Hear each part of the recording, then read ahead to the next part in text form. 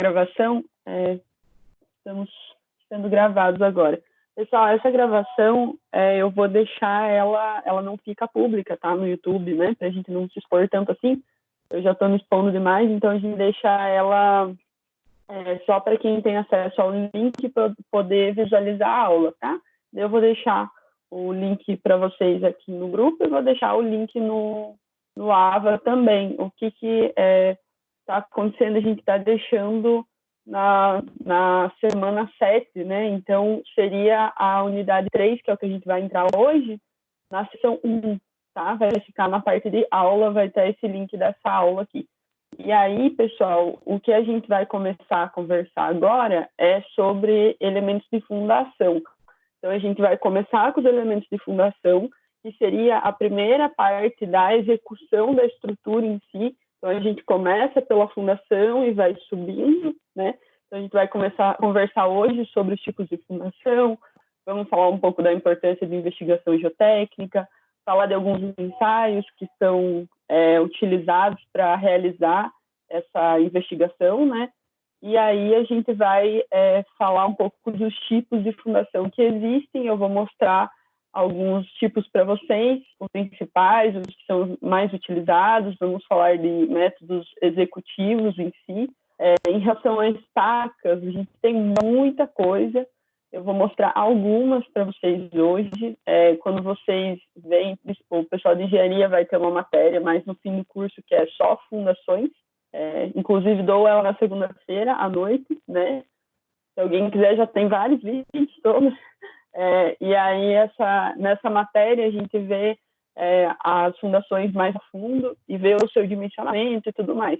Aqui a gente vai falar em questão de processo executivo, vamos entrar um pouco em como que elas são feitas, né, em situações que elas são utilizadas e qual que seria a escolha mais adequada no momento que vocês estão fazendo a execução de uma obra ou estão inspecionando, acompanhando, para entender como que as fundações funcionam e por que a gente escolhe uma ou outra específica ali que fica mais facilitada a sua utilização, tá?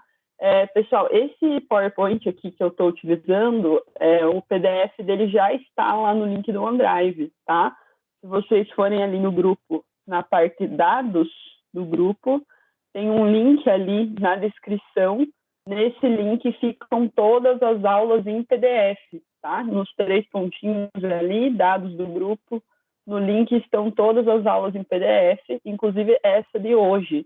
Então, se vocês quiserem acompanhar a aula de hoje com outro dispositivo, abrir uma outra janela, fiquem à vontade, porque às vezes aqui no meu ela não fica com uma qualidade 100%, pode surgir alguma dúvida e aí vocês conseguem acompanhar enquanto a gente vai conversando aqui na aula, tá? O que eu vou pedir para vocês? Dúvidas, fiquem à vontade, tá? Tanto de me interromper aqui por voz, né, usar o microfone de vocês, podem abrir a qualquer momento, me perguntar, me contar alguma situação, fazer algum questionamento, contar alguma coisa que vocês já viram, falar de alguma coisa que vocês já se depararam, né? Tem alguma história para contar e tudo, fiquem à vontade, o objetivo é bem esse. Eu não quero abrir o microfone, tenho vergonha de falar aqui, manda lá no grupo para mim, tá? Eu tô com o grupo do WhatsApp aberto do meu lado aqui, eu fico com ele olhando, e aí, à medida que vocês vão tendo dúvidas, me manda aqui, eu olho e já respondo na hora, para a gente conseguir fazer essa interação. O objetivo dessas aulas ao vivo, pessoal, é essa interação, que a gente fica um pouco mais próximo, né? Mesmo afastados, isolados, mas que a gente consiga fazer uma interação como se fosse no dia a dia de aula, tá? Para vocês terem essa opção de conversar com o professor ao vivo, de tirar as dúvidas que vocês têm durante a aula, que vocês teriam durante a aula, né?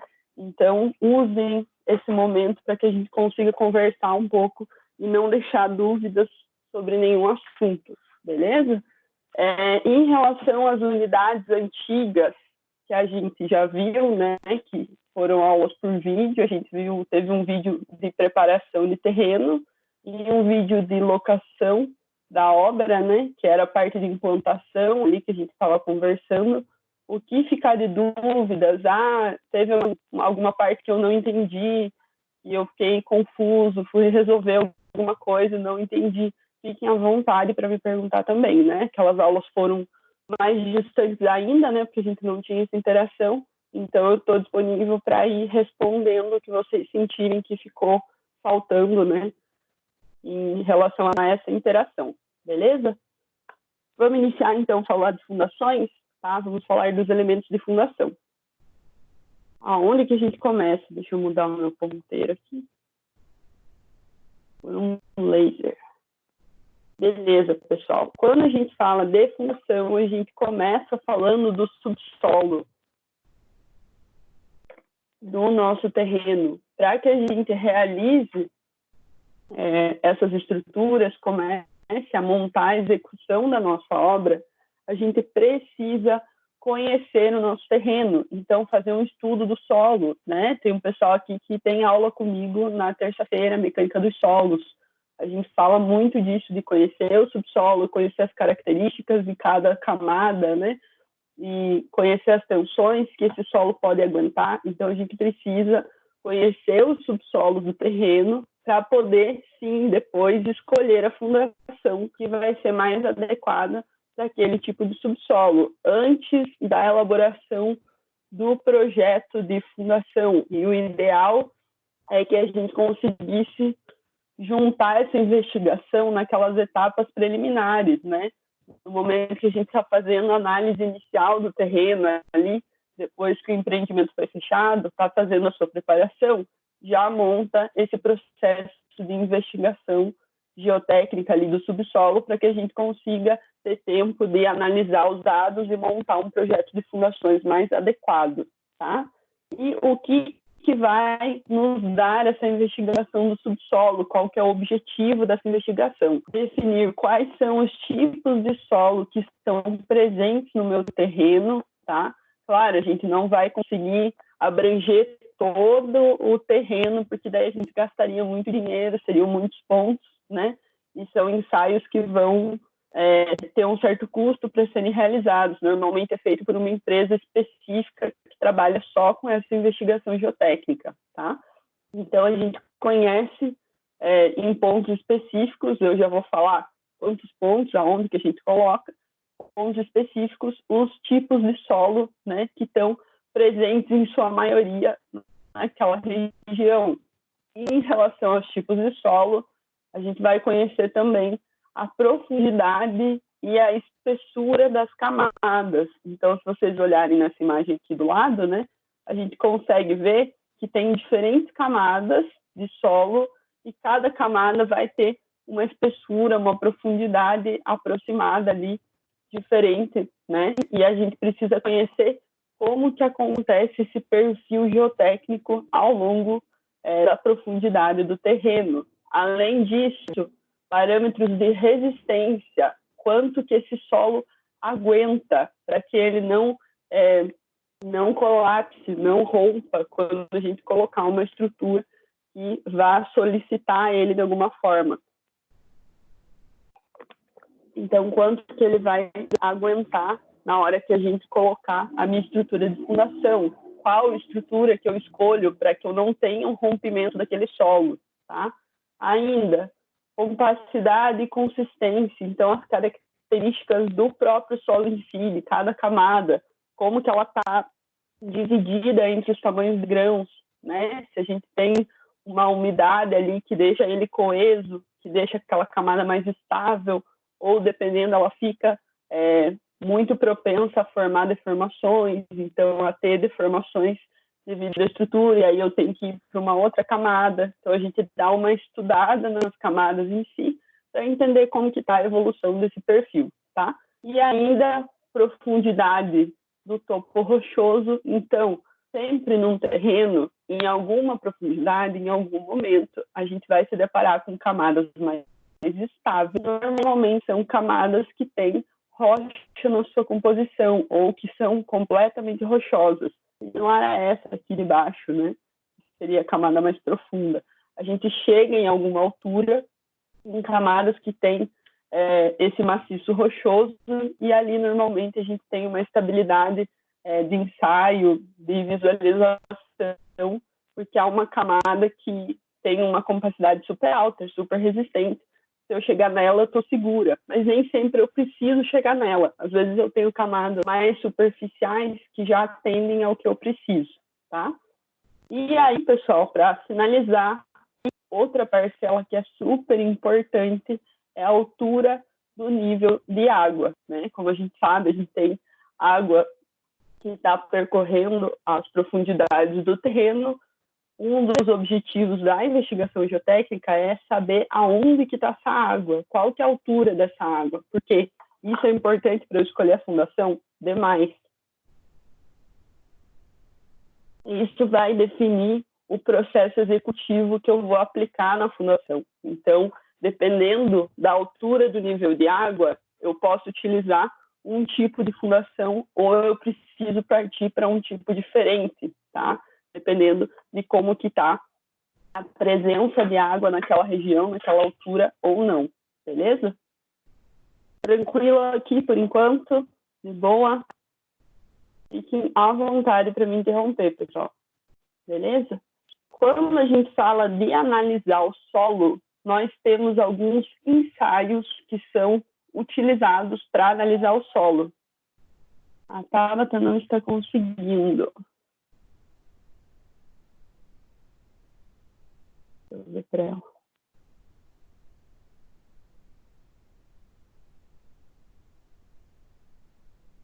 Eu vou pedir, gente, se alguém conseguir me auxiliar ali no grupo para ajudar ela a conseguir entrar, ver o que está acontecendo. Às vezes é algum problema em relação o aplicativo em si, alguma coisa nesse sentido. Isso. Uhum. Beleza. Beleza. Quando a gente fala de análise do solo, a gente tem alguns ensaios que podem ser realizados para fazer essa investigação geotécnica. Tem um ensaio que é bem conhecido, difundido, e que é sempre o que é utilizado para que a gente comece a investigação geotécnica, e depois, partindo desse ensaio, se eu sinto que eu preciso fazer ensaios complementares, a gente vai para ensaios complementares, tá? Então, eu vou mostrar para vocês o ensaio que é o normativo, né? E vou mostrar um outro que é um ensaio mais simples, mas que também tem um resultado bem imediato, e a gente também consegue entender e conhecer a nossa camada de solo de uma maneira mais fácil, que não seja tão onerosa, tão cara, tá? Aí, o que acontece, pessoal? Nós podemos ter métodos diferenciados dependendo do que acontece quando eu estou realizando o ensaio. Se eu estou perfurando o solo ou não, e se eu estou coletando amostras ou não, tá? Isso que vai medir como que é a classificação do meu método de análise. Nós temos os métodos diretos. Nos métodos diretos, eu vou estar perfurando o solo. Então, o meu ensaio vai utilizar um método de perfuração do solo, e eu vou ainda coletar amostras. Na hora que eu voltar desse ensaio, eu vou pegar uma camada de solo, um pedacinho, né, da camada de solo, e vou levar para o laboratório para poder analisar. Ou eu vou analisar visualmente como que está aquela camada de solo ali. E aí nós temos os métodos semidiretos, onde a gente tem perfuração, mas a gente não tem coleta de amostra, e temos ainda os métodos indiretos, que são métodos que não têm nem perfuração e nem coleta de amostra. Como eu falei para vocês, aqui, né, nessa matéria, a gente vai falar sobre os ensaios que são mais comuns, que são difundidos normalmente, mas nós temos alguns métodos diferenciados em relação a isso. Ah, professora, mas eu não vou conseguir conhecer eles agora. Mentira, porque nós temos que fazer um trabalhinho, né? E eu vou pedir para vocês irem atrás de pelo menos 2 ensaios que sejam diferentes desses daqui que eu vou apresentar hoje, tá?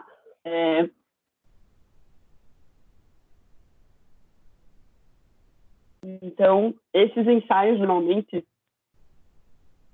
principalmente os indiretos, a gente utiliza quando temos obras de maior porte, né, obras de grande porte, que aí eu tenho uma extensão de terreno muito grande e eu não quero ficar perfurando, né, fazendo uma gama tão grande de furos, e aí eu utilizo o método indireto para auxiliar nessa investigação do subsolo, tá? O primeiro ensaio, deixa eu ver como estamos com 13, tá? A Tabata não conseguiu ainda. O primeiro ensaio que eu vou mostrar para vocês hoje é o ensaio de sondagem a trado, tá? A sondagem a trado, ela é feita com uma lâmina helicoidal, né? Similar a essas daqui, dependendo de como que está a resistência daquele terreno, daquela camada de solo, para conseguir perfurar, a gente utiliza ou uma lâmina ou outra. E daí essa lâmina tem duas hastes e ela vai sendo rotacionada e aí vai descendo, perfurando o solo, e na hora que sobe, eu puxo amostras desse solo junto com o equipamento. Só que essas amostras, pessoal, que vêm da sondagem a trado, elas vêm deformadas, elas vêm quebradas, né? Elas não vêm íntegras, bonitas e tudo mais que a gente pode levar para ensaio, como foi retirado. A gente precisa preparar esse material se a gente quiser analisar, porque os corpos de prova não vêm bonitinhos, completos, eles vêm parcelas deformadas de solo. Beleza, conseguiu. Ótimo. Que bom. Então, pessoal, o que acontece com essa sondagem a trado normalmente? Ela é para superfícies, né, para camadas bem superficiais, para aquele começo ali das camadas de solo, tá? A gente não consegue avançar muito mais em profundidades muito maiores do que 2, 3 metros ali com esse tipo de equipamento. Sim, eu já tentei fazer sondagem a trado manual. A gente tinha um professor bem sádico que levou a gente um dia para tentar encontrar um nível de água próximo ao nosso bloco. Conseguimos, né? Ficamos 3 horas numa aula prática e nunca chegamos na água. Foi bem divertido, tá? Mas ele cumpriu o objetivo, né? Mostrar que era difícil o negócio. Então, essa sondagem a trado, ela pode ser manual, e é um trabalho, assim, bem pesado para ser realizado, né? Ou ela ainda pode ser mecânica, né? Então, tem um material que tenha uma facilidade ali na hora de fazer sua rotação, tá? E aí, o que acontece? A sondagem a trado, ela tem uma norma que vai reger os procedimentos para realizar esse furo, para realizar essa penetração no solo, que é a NBR 960 de 2015, tá? Esse é um dos ensaios diretos que a gente realiza, ele tem perfuração e tem coleta de amostra. E aí nós temos o ensaio que é o mais realizado, que é o nosso ensaio normativo mãe ali, né, em relação à investigação isotécnica, a gente sempre realiza esse ensaio, tá? Que é o ensaio de sondagem à percussão. E aí nós temos ele regido pela NBR 6484 de 2001, que nos auxilia com esses procedimentos para realizar o ensaio. O que consiste esse ensaio? A gente vai ter um amostrador metálico, tá? Ele vai ser posicionado na superfície de solo ali. Aí nós temos o que a gente chama de um martelo, um peso, um martelo ali que vai por cima do amostrador, tá? Tá ligado com o amostrador ali. E aí a gente solta uma corda, né? Que os funcionários vão estar manuseando, e esse peso vai bater sobre um amostrador e vai fazer com que ele afunde no solo, perfure o solo. E aí ele vai perfurando, né? Perfurando. Quando a gente retira o amostrador, a gente tem a amostra que ficou presa dentro do amostrador. E essa amostra vai ser levada para ser realizada outras análises de resistência e tudo mais. Então, a gente vai batendo um peso que tem uma massa específica, eles são 75 quilos, esse material, e aí ele vai batendo, golpeando o amostrador, até o amostrador perfurar na altura que é definida pela norma, tá? E aí, pessoal, o que que acontece? A resistência do solo, então, esse processo de golpeamento, ele é realizado de metro em metro. A gente consegue, ao fim, como é que eu posso dizer? Um relatório, tá, de perfil geotécnico mostrando a resistência de metro em metro. Eu posso mostrar um para vocês aqui, eu tenho um para dar de exemplo, tá? E o que que acontece? Aonde que é medido? A gente tem um valor específico que é utilizado para que a gente faça escolha de fundações, tá? Esse valor é o que a gente conhece por NSPT, é um número relacionado a esse ensaio, tá? É o NSPT, vocês podem se deparar com esse tipo de nomenclatura daqui para frente. O que que acontece com esse número? O que que é esse número? Como que funciona para encontrar esse número? Como eu falei para vocês, a resistência do solo nesse ensaio é feita de metro em metro, tá? Então a gente faz uma escavação, coloca o amostrador e aí vai batendo, golpeando esse amostrador para que ele perfure o solo, tá? E aí o que que acontece? Ele crava-se no solo em 45 centímetros. É isso que a norma nos pede. Ele é um amostrador de 45 centímetros de comprimento. Então, a gente marca os valores para ir penetrando, perfurando o solo de 15 em 15 centímetros. E aí, a quantidade de golpes, tá? O NSPT, vai ser medido pela quantidade de golpes que leva para cravar os últimos 30 centímetros do amostrador. Esse é o valor do NSPT para aquela camada de solo, para aquele metro de solo. E aí a gente vai trabalhando com ensaio de metro em metro até que a gente não consiga avançar mais. Tá? A norma nos diz alguns critérios para parar esse ensaio, para que a gente não fique ali fazendo o ensaio infinitamente, não consiga mais avançar. Então, tem alguns critérios de parada até onde que a gente vai. E aí, com esses valores aqui, de NSPT, a gente consegue um parâmetro, né, para conhecer a resistência do solo, quantos golpes que eu preciso para cravar aquele amostrador. Quanto mais golpes eu precisar, mais resistente é a minha camada, certo? Se eu preciso de poucos golpes, né, a minha camada é muito mole, né? A gente consegue passar por ela muito rápido. Então, isso dá um parâmetro para a gente analisar na sequência. E aí, a gente consegue, com esse ensaio, amostras, tá? Então, vejo como que fica o amostrador aberto, né? Essas são as camadas de solo que são retiradas. Elas são camadas, são amostras de solo que podem vir mais deformadas, dependendo da camada que eu estou retirando, né? Dependendo de como que é a camada. Podem ver aqui que está bem frágil, né? Já até quebrou um pedaço. Ou elas podem vir um pouco mais íntegras, né? E aí a gente consegue retirar um pequeno cilindro para fazer um ensaio de resistência, para fazer um ensaio de solo que precise de uma amostra ainda formada que seja mais íntegra. Dúvidas sobre esse ensaio, pessoal?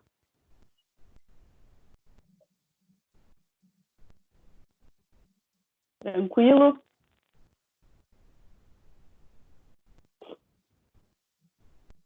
Manda um joinha lá no grupo para mim.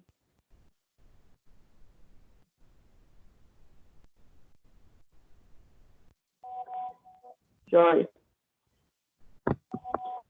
Beleza. Então vamos avançar com esse aqui. Alguém já viu ser realizado esse ensaio? Conhece o ensaio? Já viram fazer?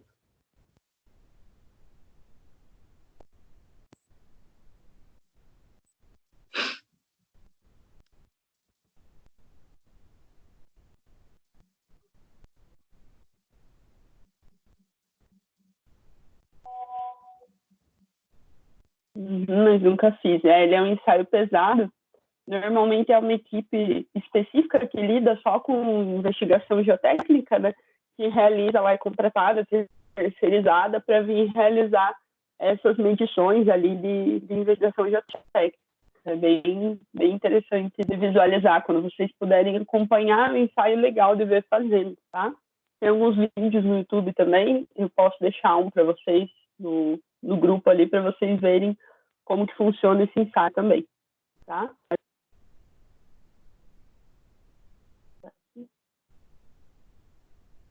Vamos que vamos.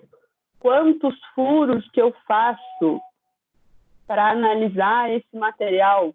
Como que eu faço? Aonde que eu faço? Tá? A gente tem uma norma, claro, mais uma norma, né, que é a NBR 8036, bem novinha, de 83, tá? Essa norma nos diz a quantidade de furos para fazer essa análise. Então, quantos furos de SPT eu tenho que fazer, né, no meu terreno, no mínimo, para que eu consiga conhecer esse terreno, conhecer pelo menos os aspectos principais desse terreno, tá? E aí o que acontece? Sobre a sondagem de atrado. Ah, tá. Ela é indicada para um tipo de terreno, mas cortou a ligação. Ela é indicada para camadas mais superficiais, tá? Quando a gente tem uma facilidade de perfuração. Ela acaba sendo um tipo de ensaio que não é tão realizado em camadas mais profundas, porque ele é manual e ele é muito pesado, né? Para ser realizado, a gente não consegue avançar mais do que 3 metros ali, utilizando esse material, ele fica muito pesado. Então, a gente tenta utilizar para camadas que sejam mais leves, tá? Isso que acaba acontecendo, né? É um ensaio inicial ali que a gente faz, né? Quando a gente não tem equipamento e tal, ele vem como um primeiro contato ali com o solo, e aí, mas o ideal é que a gente pelo menos faça esse no SPT, porque ele é a nossa norma, o nosso ensaio mais utilizado, e a gente consegue comparar com outros tipos de terreno, por isso que a gente usa o número do NSPT, porque quando a gente tem números, né, numerações, a gente consegue comparar diferentes camadas, diferentes relatórios, daí fica mais interessante, o trado é um pouco mais impreciso, né, visual, assim, para conhecer as primeiras camadas, tá? Quantos furos que eu faço, então, no meu terreno? Vai depender da metragem, tá? O que a norma nos diz é para a gente sempre começar com 2. Então, se eu tenho um terreno pequeno, pelo menos 2 furos, tá? Para que a gente consiga iniciar essa investigação. Aonde os furos? Sempre nas extremidades primeiro nas extremidades. E o que a norma nos diz é para a gente não ter uma distância maior do que 100 metros quadrados entre os furos. Tentar deixar eles numa distância próxima a 100 metros quadrados, o máximo que a gente conseguir. Nem sempre é possível, mas no processo, né, a gente vai conseguir trabalhar com esse tipo de situação. Beleza, aí isso até 200 metros quadrados de área de terreno. Passou disso, a gente vai aumentando um furo, tá? Sempre aumentando um furo. Então, começo com 2 furos, depois eu aumento um furo a partir de 200 metros, de 200 em 200, tá? Eu vou aumentando mais um furo, mais um furo, mais um furo, de 200 em 200 metros quadrados, dependendo do tamanho do meu terreno, até que eu chegue numa metragem de cerca de 1.200 metros quadrados.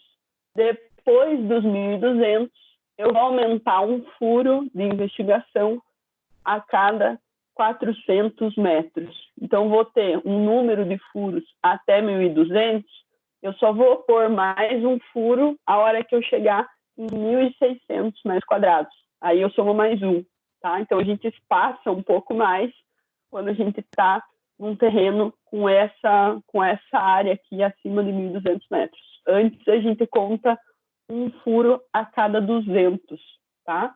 E é assim que a gente realiza essa investigação. Cada furo desse, pessoal, é um relatório, tá? É um tipo de ensaio, né? É uma análise com esse ensaio aqui, é para um furo. E aí eu vou lá, Se eu vou fazer 5 furos, são 5 vezes a realização desse ensaio. São 5 relatórios de camada diferente de solo. E aí a gente consegue montar o quê? Um perfil do nosso terreno, entender o terreno como um todo, tá? Se eu tenho camadas que são estranhas, que têm pouca resistência, se eu quero entender até onde que elas vão, eu posso sim aumentar a quantidade de furos à medida que eu achar necessário ou utilizar outros ensaios para fazer essa análise e dar uma complementada nesse material, nesses resultados. Mas o que eu preciso fazer por norma, o que a norma nos diz, é essa quantidade de furos aqui, porque aí eu tenho uma boa visão de como que está o subsolo do meu terreno.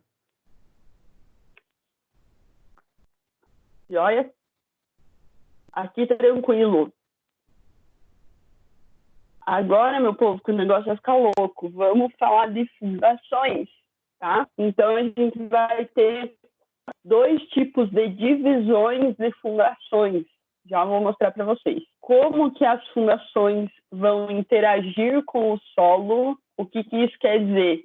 Como que elas vão passar as cargas que vêm da edificação para serem distribuídas no solo, né? E a gente poder utilizar a edificação da maneira adequada. Se vocês lembrarem, né, quando a gente fala da edificação em si, a fundação ela vai receber toda a carga. Então, vai vir lá carga de cobertura, tá? Beleza. Cobertura vai passar para as vigas, as lajes que estão sendo utilizadas, né?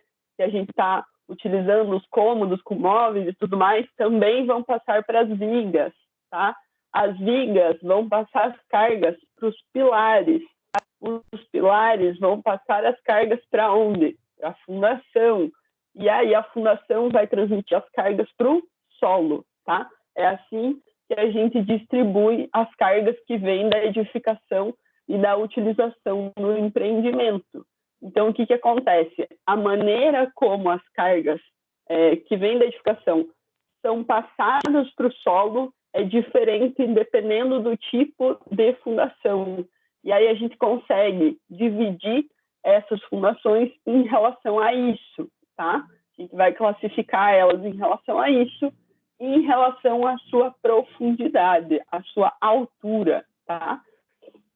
Então, essa primeira divisão aqui, a primeira classificação, está relacionada com a sua interação com o solo. Então, nós temos as fundações diretas. Nas fundações diretas, o que a gente tem? Uma base, tá? Aqui embaixo, base. Essa base vai passar as cargas da edificação diretamente para o solo, né? Pelo que a gente chama de ponta, resistência de ponta. Então, o solo vai resistir só naquela base. Ela é o nosso ponto principal. E aí as fundações são chamadas de diretas, tá? E aí as fundações indiretas, elas podem transmitir as cargas para o solo de 2 formas. Podem distribuir essas cargas lateralmente, tá? Só lateralmente, ou combinando o lateral com a base, tá? Combinando as 2 formas, né, de transmissão das cargas para o solo, tá? Então, se eu tenho transmissão só pela base, eu tenho fundação direta.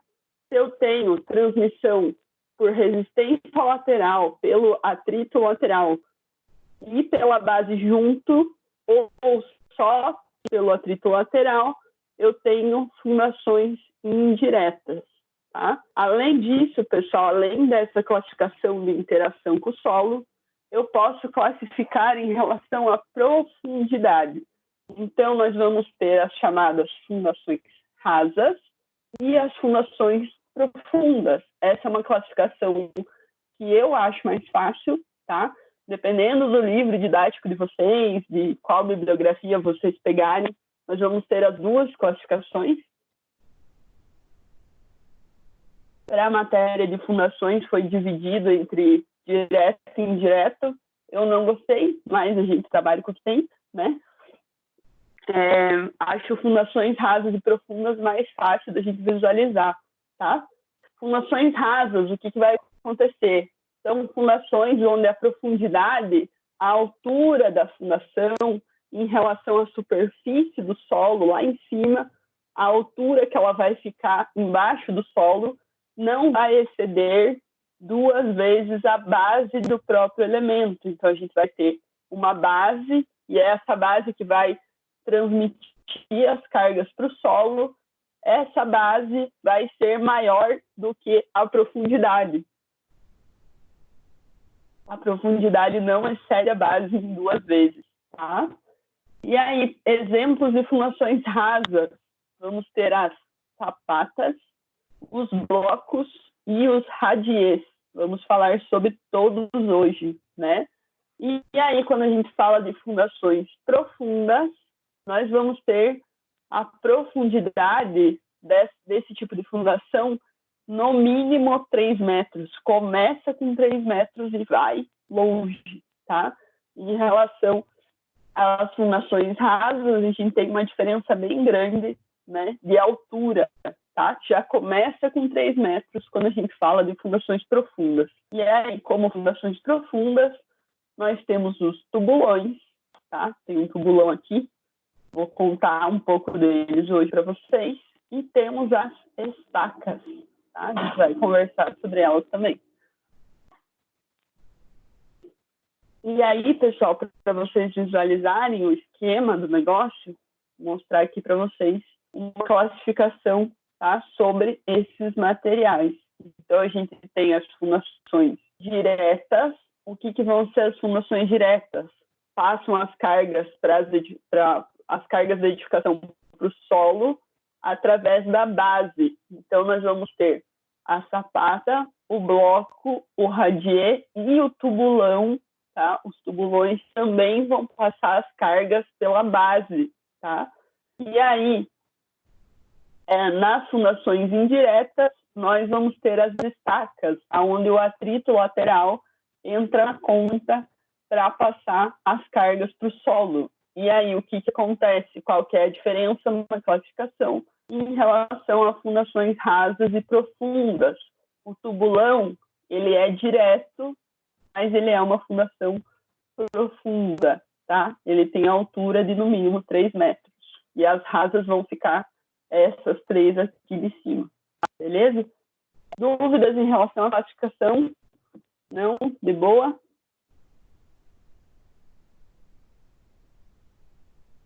Um sol estranho.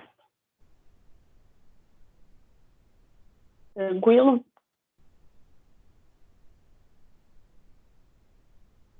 Vamos começar a conversar sobre elas aqui, então. Deixa eu ver, tem alguém ditando. Beleza, tranquilo. Então vamos para frente. Sério, gente, fique à vontade para me interromper se ficar alguma dúvida, tá? Então, quando a gente fala de escolher a nossa fundação, nosso tipo de fundação, a gente vai ter todas essas classificações, esses modelos, né, que a gente falou ali, e dentro deles a gente vai ter o quê? Dimensões diferentes, geometrias diferentes, tipos de materiais diferentes. E aí a gente pode brincar um pouco mais ainda. O ideal é que a gente consiga definir primeiro qual é o tipo de fundação que eu vou utilizar. Se eu vou trabalhar com essas superfícies iniciais do meu solo, ou se eu já vou para as superfícies mais profundas, né? Utilizar as fundações profundas, porque o meu solo não está aguentando nas primeiras camadas. Então, o ideal é que a gente tenha o quê? Um estudo da carga da edificação, que vem lá do projeto estrutural, para entender quais cargas que vão ser passadas para o solo, qual é a resistência que a minha fundação vai ter que aguentar e qual é a resistência, consequentemente, que o meu solo vai ter que suportar a hora que eu passar essas resistências, esses valores de carga, distribuir eles para o solo, tá? Então, a gente analisa essas cargas que vêm da edificação e analisa as resistências de cada fundação. Como eu falei para vocês, são elementos estruturais, né? De concreto armado, ou de aço, de madeira, e aí a gente precisa conhecer quanto que essa fundação resiste. Nós temos algumas tabelas que nos auxiliam em relação a isso.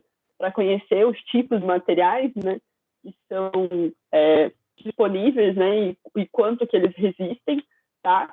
E aí a gente escolhe em relação a esses dois parâmetros principais, a resistência do elemento e a resistência do solo, tá? E quanto de carga que vai vir da edificação para chegar nessa fundação. E aí nós temos que as fundações rasas, elas são normalmente utilizadas para edificações de menor porte, onde as cargas não são tão grandes. Oi. Uma dúvida. Os tubulões entram como fundação direta? Isso. Uhum. Porque no anterior dizia que era fundação profunda. Exatamente. O que vai acontecer? Nas fundações diretas, quando a gente fala direto, seria a interação com o solo, tá? Então, é o contato do elemento de fundação com o solo. Aí, o tubulão se classifica como direto, porque ele tem uma base alargada. Essa base alargada que vai distribuir, né, as cargas para o solo. E aí, ele é uma fundação direta, tá? Só que em relação à profundidade, à altura do elemento, ele não é raso, ele é uma fundação profunda, tá? Ele vai entrar nessa altura maior. Então, é o único elemento que separa essas duas classificações. Quando a gente fala de interação com o solo, ele vai transmitir as cargas pela base, principalmente pela base, tá? Então, ele vai entrar numa fundação direta, vai entrar nesse primeiro grupo aqui, mas em relação à altura do elemento, ele não é raso, ele é profundo, tá? Então, é o único que vai ser diferente dos outros dois, por isso que é confuso, né? Se a gente fosse falar de classificação, o que diferencia aqui é só o tubulão. Ele é direto, porque a base que faz essa passagem de carga, mas ele é profundo, assim como as estacas, tá? Mas a gente não pode classificar ele aqui como indireto, porque a resistência, o contato lateral ali não é tão importante, tá? O mais importante é essa base alargada do tubulão. E aí ele que faz essa divisão em relação às classificações, tá? Ficou... deu para entender por que essa divisão? Beleza, jóia. É essa parte que fica mais confuso, assim, eu imaginei. Quando a gente fala daqui para frente, pessoal, a gente vai usar essa divisão aqui, tá? Fundações rasas, que são as que têm altura menor, e as fundações profundas, tá? Vamos usar essa classificação porque ela fica realmente mais fácil de entender e da gente conseguir acompanhar, tá? Quando a gente fala de fundações rasas, normalmente a gente utiliza, então, em edificações de menor porte, onde a carga da edificação, que vem da edificação, não é tão grande, não é tão alta, e para solos que têm uma resistência, uma estabilidade legal nas primeiras camadas, nas primeiras alturas, ali mais próximo da superfície, porque a profundidade dessas fundações não é tão longa, né? São fundações que ficam ali mais na superfície. Então, se eu tenho um solo legal nas primeiras camadas e eles aguentam a resistência que vem da edificação, eu consigo manter ali e consigo utilizar essas fundações rasas. É legal que eu utilize as fundações rasas quando eu puder utilizá-las, porque elas são de mais fácil execução. Eu não preciso de uma mão de obra tão especializada para realizar as fundações rasas, tá? E a gente consegue gastar menos material, menos dinheiro, menos equipamento para realizar esse tipo de fundação. Elas estão mais na superfície, a preparação é mais simples, a execução é mais rápida. Então, se eu puder usar a fundação rasa, eu vou usar a fundação rasa. Eu analiso primeiro se eu posso usar ela, se eu puder, ótimo. Se eu não puder, aí sim eu vou partir para pensar nas fundações profundas, tá? A minha primeira escolha seriam as fundações rasas, beleza? E aí, quando eu falo de fundações profundas, a gente entra quando eu tenho altas cargas que vêm da edificação, tá? Que a gente precisa o quê? Distribuir ao longo da profundidade essas cargas para reduzir, né, e evitar que tenha um colapso tanto do elemento quanto do solo em si. Então, eu preciso de mais área de contato. E aí entra todo aquele atrito lateral que a gente estava conversando ali na interação com o solo. Ele vai ser necessário, porque a gente tem muita carga que vem da edificação. E quando eu preciso chegar em camadas com resistência maior, tá? Quando eu preciso chegar em camadas que não vão sofrer deformação, porque se eu tiver lá nas primeiras camadas, nessa situação aqui, ele vai acabar deformando a minha edificação, porque o solo não vai aguentar. Então, eu preciso ir para camadas mais resistentes, chegar mais próximo dos maciços rochosos, em camadas mais estáveis, que aguentam mais carga, e aí eu começo a falar de fundação profunda, tá? Partiu conversar sobre elas. Peraí. Vamos começar com as fundações rasas, pessoal. Quais são os tipos e como que elas funcionam, tá? Nas fundações rasas, nós vamos ter os blocos, as sapatas e o radier, tá? É esses três que a gente vai conversar hoje. Então, os blocos são o quê? São estruturas normalmente só de concreto, tá? Quando a gente fala de concreto, né, de elementos de concreto, ele não vai ter armadura e ele vai, o próprio concreto vai resistir às tensões de tração. O bloco, ele é utilizado quando a gente tem pouca carga da edificação, porque como a gente sabe, o concreto não resiste bem à tração. Então, se eu precisar dessa resistência à tração, eu já tenho que pensar numa outra solução, porque o bloco não vai aguentar. Mas para situações residenciais, por exemplo, não vai ter problema, a gente pode utilizar, e aí a gente elimina a utilização da armadura. Além disso, ele pode ser produzido com outros materiais, tá? Pode ser produzido, por exemplo, com tijolos, com a própria brita, né? Formando uma gaiola ali, que é o chamado gabião. E aí a gente pode utilizar esse material para transmitir as cargas, para ter essa passagem entre os pilares ou a nossa alvenaria estrutural, passando ali para o solo, tá? É um tipo de fundação rasa mais simples, né? Que são para cargas bem pequenas ali, para que não gere problema no elemento estrutural, tá? Eles são normalmente ou quadrados, né? Ou eles podem ter uma angulação para facilitar a execução e reduzir um pouco a quantidade de concreto que está sendo colocado no bloco, tá? Pode ser utilizado dessa forma. Os blocos são fundações que a gente não está vendo tanto ser utilizadas hoje em dia. A gente já utiliza a sua evolução, né? Que seriam as sapatas, tá? Porque as sapatas têm um processo executivo fácil e a gente consegue trabalhar com mais cargas, então elimina algum possível problema que pode acontecer em relação ao bloco, da gente ter uma carga que não foi pensada, de se aumentar a utilização daquela edificação, aí a gente já vem para as sapatas que conseguiriam suprir essas cargas extras. Nas sapatas, pessoal, a gente vai ter concreto armado já.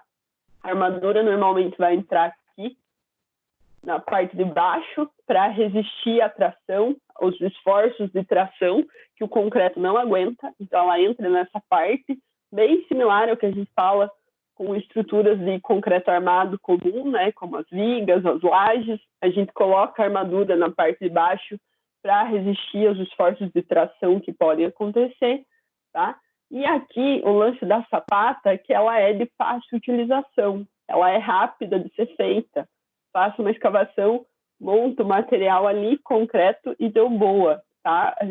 Tem uma facilidade de execução quanto em relação às outras que podem precisar de um equipamento específico, de uma perfuração específica.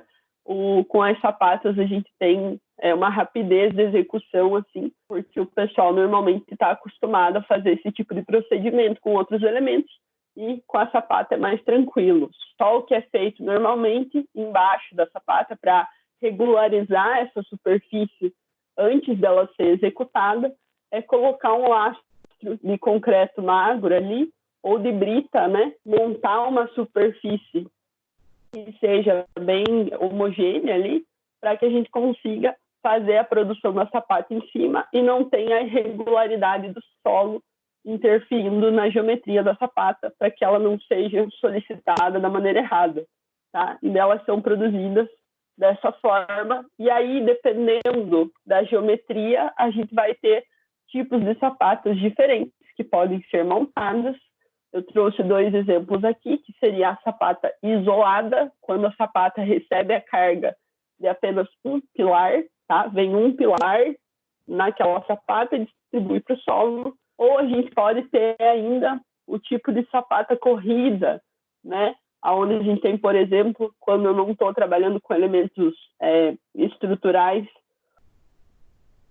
excessivos, né? Por exemplo, em residências, ou estou trabalhando com alvenaria estrutural naquela situação, eu posso ter uma sapata corrida que vai receber a carga da vedação e vai distribuir, e aí ela tem uma geometria um pouco diferenciada. Posso ter mais de um pilar passando para a fundação, passando para a sapata ali, posso, é o que a gente chama de sapata associada, quando tem mais de um pilar que vai transmitir a sua carga para esse tipo de fundação. Pode ter isso também. Tem algumas geometrias relacionadas à sapata que podem ser aplicadas dependendo da necessidade e dependendo do projeto que vocês têm em mãos, tá? Acho que a sapata, quem está no dia a dia de obra já viu ser feita, né?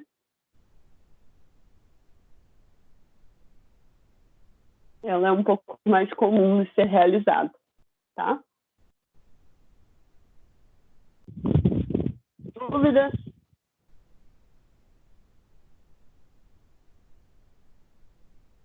Tranquilo?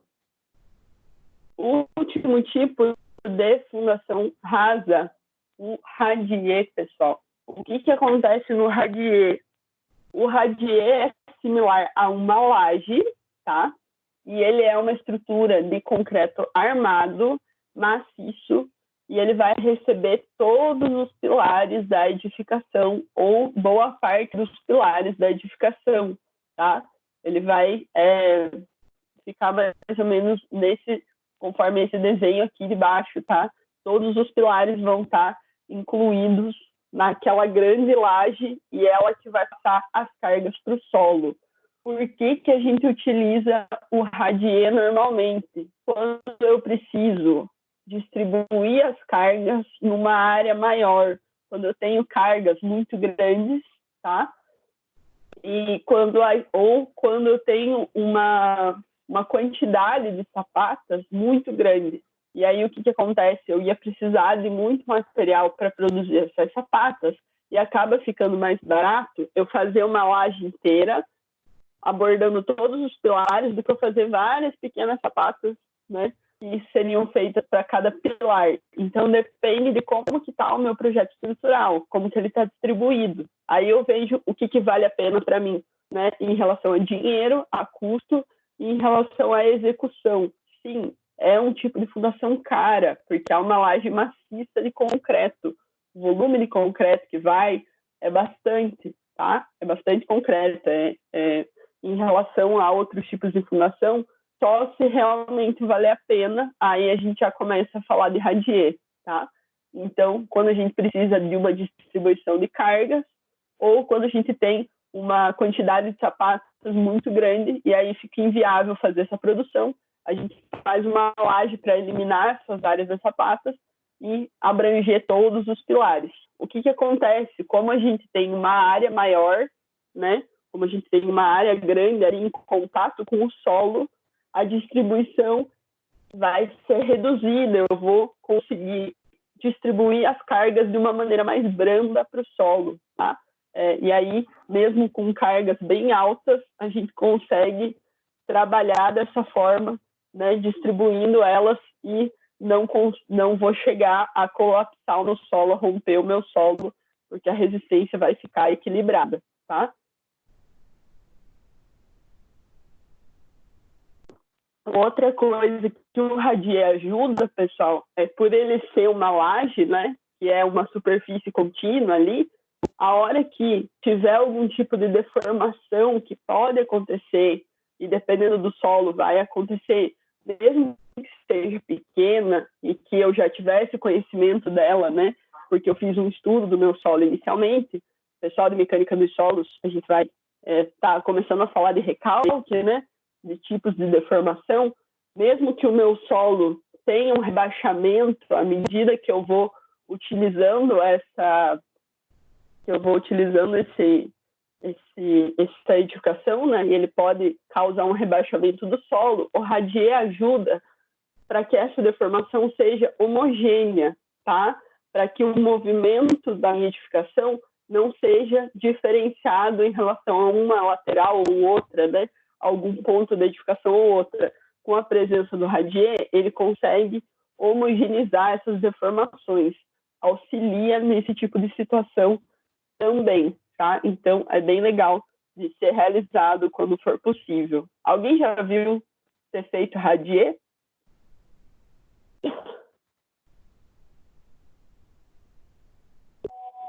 Já? Não. Não? Acho que aqui na nossa região ainda está surgindo, né? E depende muito do tipo de edificação. Depende muito, porque às vezes ele não vale o preço, né? Em relação a outros tipos de fundação, ele não vai valer economicamente. Mas quando a gente tem solos que tem uma deformação que pode ocorrer em pouco tempo, né?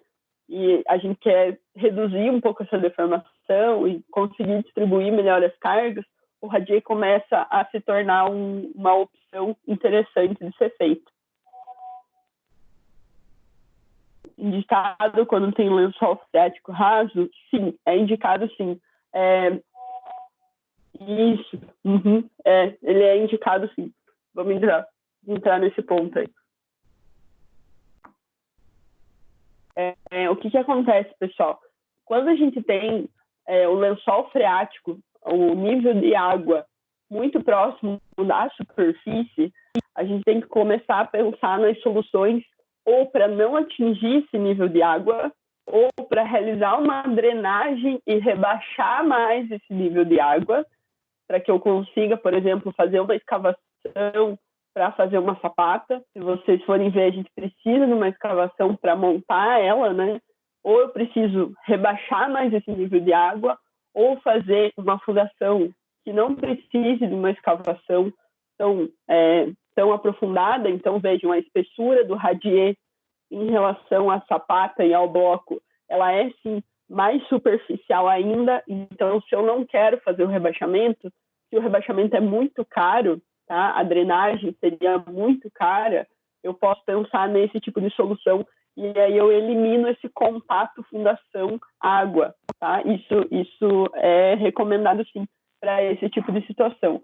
E ainda, pessoal, a gente tem algumas fundações profundas que podem ser realizadas mesmo com a presença do nível de água, mas elas são, sim, mais caras. A gente vai ter que pensar em soluções específicas, né? Para que essa presença de água não atrapalhe a minha execução de fundação, tá? Ou eu vou precisar de algum equipamento que seja mais caro, né? Para que eu consiga realizar aquela fundação mesmo com a presença da água.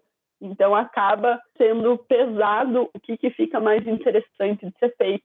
E aí o radier vem como uma solução bem interessante quando a gente não quer nem chegar perto do nível de água, tá? Bem legal esse ponto do nível de água. Vou comentar até com o pessoal da noite sobre isso também, porque é um ponto a ser levantado em relação à utilização do radier.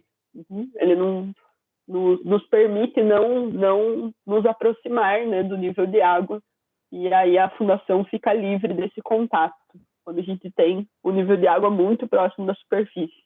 E não tem dinheiro, né, para fazer drenagem, porque esse negócio é caro também, tá? E aí, pessoal, fundações rasas, tranquilo.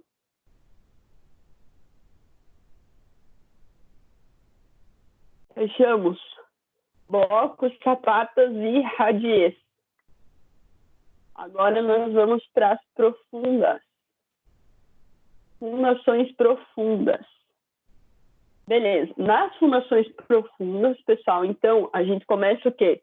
Com altura de, no mínimo, 3 metros de altura no nosso elemento, né, de fundação. No mínimo 3 metros.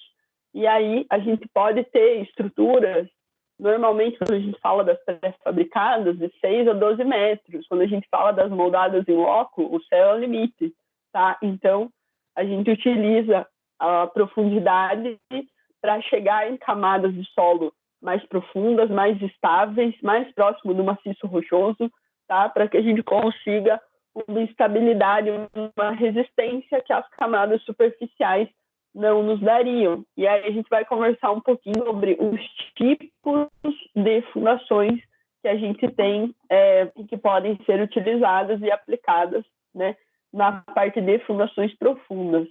No mundo das estacas, meu povo, o negócio é gigantesco, tá? Eu vou falar de algumas para vocês, para a gente conversar um pouquinho, trocar uma ideia, né? Mas tem outras possibilidades também, fora o que eu estou mostrando. Aí, em matérias mais específicas, a gente consegue conversar um pouco mais. Lá em sistemas estruturais, pessoal da arquitetura, sistemas estruturais, a gente vê os tipos de estaca, os outros tipos também, né? Eu mostrei para o pessoal no semestre passado. E, pessoal da engenharia civil, fundações. Em fundações, a gente fala sobre todos os tipos de estacas, né? Porque vocês precisam conhecer tudo. E o pessoal da arquitetura vem em sistemas estruturais. É uma das últimas aulas que a gente tem no semestre de sistemas estruturais. É sobre fundações também. Tá? Então, nós vamos conversar primeiro sobre as estacas pré-fabricadas, que já vêm prontas de fábrica, tá? Como que elas são colocadas no solo? Elas são cravadas por meio de um bate-estaca, tá? De um equipamento, um martelo de queda livre que vem posicionado num motor, né? E aí ele vem, é um equipamento bem robusto, tá? Ele causa muito barulho, muita vibração. Então, dependendo da vizinhança, eu não posso utilizar esse tipo de procedimento. Por exemplo, se eu estou próximo de um hospital, se eu tenho solos vizinhos, regiões vizinhas ali que não estão completamente estáveis, que pode gerar, né, alguma movimentação de solo, alguma coisa, a gente evita essas vibrações excessivas. Se eu não tenho problema, se eu estou numa região tranquila, eu posso utilizar esse tipo de execução. E aí elas são cravadas no solo com a utilização desse martelo que vai batendo até a fundação entrar. E aí eu trouxe alguns tipos de estacas pré-fabricadas para vocês, dependendo do material. Tá? A primeira é a estaca de madeira. Aqui tem um exemplo da utilização de estaca de madeira. Tá? Ela pode ser utilizada ainda. Claro, a gente precisa de um tratamento desse material, uma manutenção desse material para que ele dure ao longo do tempo, né? Para que ela não tenha um processo de degradação orgânico mesmo. Então, trata-se um material e, normalmente, quando ele está submerso ou enterrado, ele não tem contato excessivo com oxigênio, ele dura mais, tá? Esse tipo de material, então ele é uma solução ainda a ser utilizada. E as famosas estacas metálicas. Nas estacas metálicas, a gente tem uma abrangência bem grande, porque eu posso trabalhar com diferentes perfis. Se vocês olharem aqui, né, a gente tem um perfil em H, por exemplo, ou em I, dependendo de como você olhar, né? A gente pode trabalhar com diferentes perfis. Ela pode ser arredondada, pode ser quadrada, pode ser esses formatos em I ou em H, pode ser trabalhado de diferentes formas, né? Pode ser robusta, maciça, inteira, pode ter furo no meio para reduzir a quantidade de material. E o lance das estacas metálicas, principalmente, é que a resistência desse material é muito grande, tá? Em relação à madeira, né, que vai estar relacionada com a espécie e tudo mais, e como que ela recebe as cargas, a posição das fibras, a estaca metálica, ela tem uma resistência bem alta, né? Tanto de compressão quanto de tração, e ela vai segurar cargas bem grandes, bem preponderantes ali, que outros tipos de fundação não iam aguentar. Então, é uma solução bem interessante para obras de maior porte, obras mais robustas, né? Que a gente precisa de um material que seja mais resistente, tá? E o grande lance das estacas metálicas também é o cuidado com a sua camada superficial, para manter ele íntegro e para não ter processos corrosivos que podem corroer esse material e reduzir a sua seção, tá? Então, a gente trabalha com uma camada de sacrifício, com uma tintura, alguma coisa assim, e elimina o contato, principalmente água-oxigênio, para a gente não ter a combinação desses dois fatores de uma maneira que possa corroer esse material. Elas estando enterradas, diminui a possibilidade do processo corrosivo? Diminui, dependendo do tipo de solo que está em contato. Se a gente tiver um tipo de solo que esteja com sal, alguma coisa assim, ele pode acabar causando e acelerando o processo corrosivo do metal. E mesmo sendo um material que resiste bastante, se ele começa a corroer, eu vou literalmente perdendo o material. Ele vai tirando pedaços de ferro aos pouquinhos, né? O processo corrosivo. E isso vai diminuir seção, diminuir resistência e pode estragar a minha estaca. Então, a gente dá uma pensada em relação à composição química do solo para utilizar estacas metálicas, mas é uma solução bem legal. E aí a gente vem para as queridinhas, que são as estacas de concreto em si, tá? Nas estacas de concreto, eu também tenho uma abrangência de formatos, tá? Que podem ser pedidos, podem ser utilizados. Ela pode ser maciça, né, inteira, pode ter um furo para reduzir a quantidade de material, pode ser quadrada, pode ser retangular, pode ser feita de outras formas. Normalmente ela vem com um comprimento de 6 ou 12 metros, tá? É o que é vendido normalmente comercialmente. E aí ela é aplicada com a utilização de um bate-estaca e perfura o solo até a altura que foi pensado inicialmente para atingir essa estaca. O legal da estaca de concreto pré-fabricada, que já vem pronta, é o controle tecnológico do material. Então, o concreto é feito em fábrica, é dosado de uma maneira bem mais precisa, com conhecimento dos materiais que estão sendo utilizados, conhecimento laboratorial, de características de massa específica, de resistência, de granulometria. A gente trabalha com argamassamento específico, com uma resistência específica. Então, é um material comprado. A gente tem um controle de qualidade, um controle tecnológico da mistura de concreto, tá? Muito maior do que uma estaca moldada em loco, que a gente não consegue prever situações que podem acontecer com esse material. Pode dar erro, né, no momento da dosagem, da concretagem da estaca. Aqui não, a estaca vem pronta. Se eu recebo esse material e ele tem alguma fissuração, algum problema, eu posso pegar minha nota fiscal e mandar de volta, tá, para a empresa. Eu posso não utilizar essa estaca porque ele é literalmente um produto que está sendo comprado, tá? Então a gente quer que ele venha íntegro, que ele funcione de maneira apropriada, né? Com a resistência que a gente pensou para aguentar o que a gente pensou.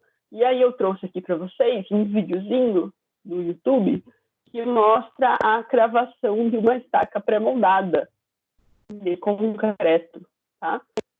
Acho que vamos deixar ele para o final, daí a gente abre ele no final aqui, só para não perder o fio da meada, pode ser?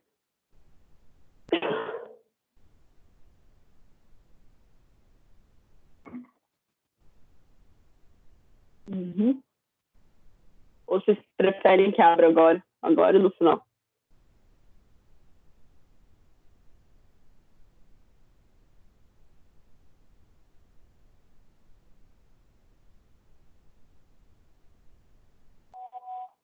Final? Uhum. Beleza. E daí vocês podem abrir junto comigo. Tá. Então, beleza. Fechamos as estacas pré-fabricadas, então, Aí o que vai acontecer, pessoal? A gente vai falar um pouquinho das estacas que são moldadas no local. Não são essas estacas que vêm prontas e são só colocadas, né? São as estacas que são feitas ali no local. E aí a gente vai falar aqui, se eu não me engano, são 4 tipos de estaca que a gente vai abordar nessa matéria, tá? Então a primeira é a estaca do tipo Strauss. Isso, pessoal, esses nomes de estacas, tá? Vou jogar uma informação aqui para vocês. Os nomes de estacas, como que elas são, principalmente para que elas são usadas, como que elas são utilizadas normalmente, isso é questão de concurso, tá? Eu já fiz alguns concursos desde que eu me formei, relacionados à engenharia civil e arquitetura, essa parte de construção civil em si, e normalmente tem uma questão relacionada a fundações, e eu acho que a minha rede deu ruim. E é bem comum que essas questões de fundações estejam relacionadas com esses nomes.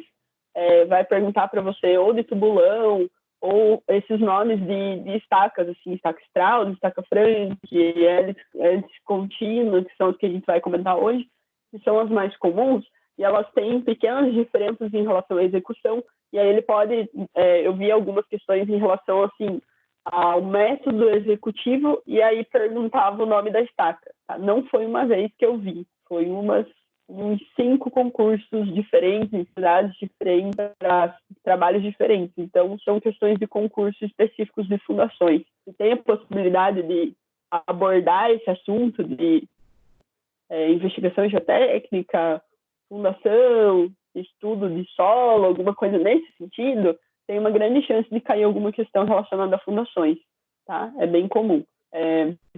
A estaca do tipo Strauss, então esses nomes estão relacionados com a pessoa que montou esse processo executivo, né? E aí ficou o nome da estaca em relação ao cara que montou esse tipo de processo. Ela vai ser uma estaca que é realizada, vai ser realizado um furo inicial, normalmente com trado, tá? E aí esse furo, ele é revestido com um tubo metálico para que não entre solo dentro do furo, tá?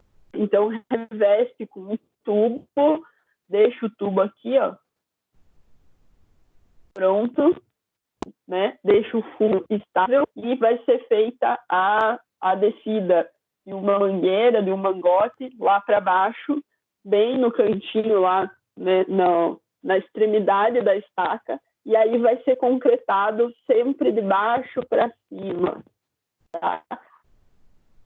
A concretagem da estaca feita de baixo para cima, ela é feita de bastante confiança falha do concreto que podem estar acontecendo. Então, eu sempre começo de baixo para cima para que eu garanta que o concreto esteja possível, que ele não se perca, né, não fique com falhas ali ao longo do processo de dosagem, de concretagem dessa estaca. Então, o diferente dessa estaca é que a gente tem a produção do furo e depois que eu faço o furo, eu tenho um revestimento desse furo antes de realizar o processo de concretagem. E aí a armadura, né, que viria na estaca, ela pode vir ou não nesse tipo de estaca, tá? Mas ela é colocada depois da concretagem, beleza?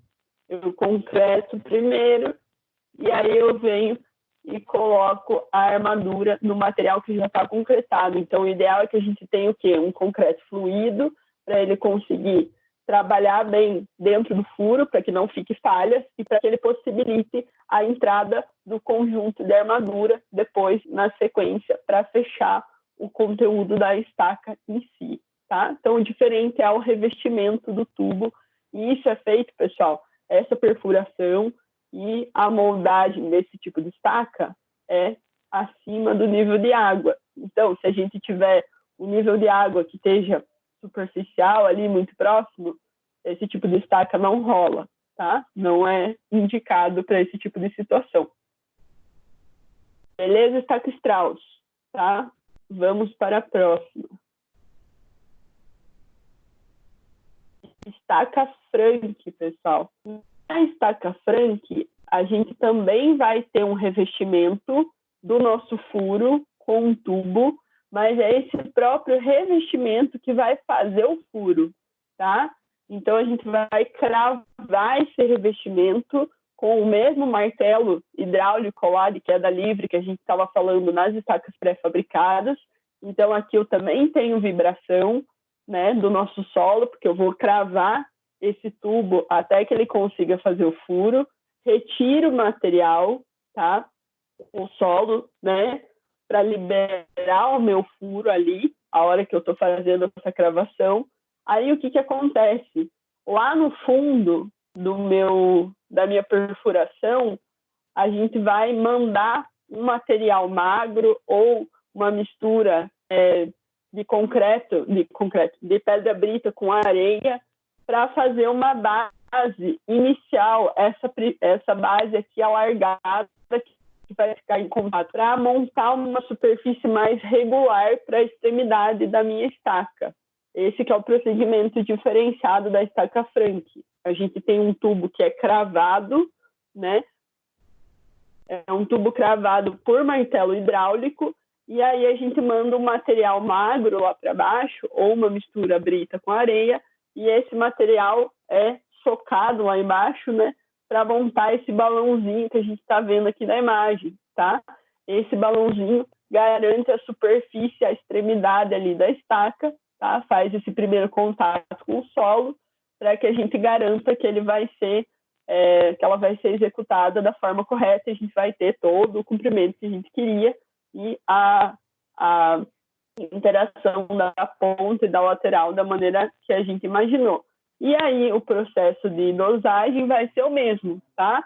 A gente lança o concreto, o ideal é que seja sempre de baixo para cima. Eu sei que aqui mostra o concreto entrando, né? Aqui pela superfície, mas o ideal é que ele seja colocado mais ao fundo e venha subindo com esse material, soltando, tá?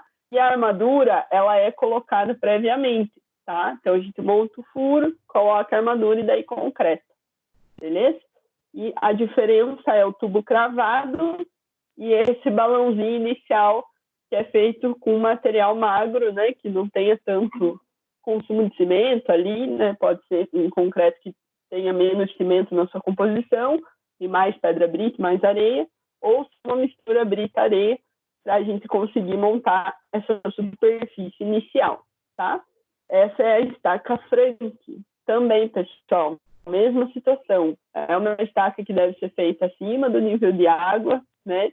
Porque há uma perfuração que é feita com equipamento metálico e tudo, então o ideal é que a gente não tenha contato com água numa situação dessa, tá? Para não invadir e não estragar o nosso furo.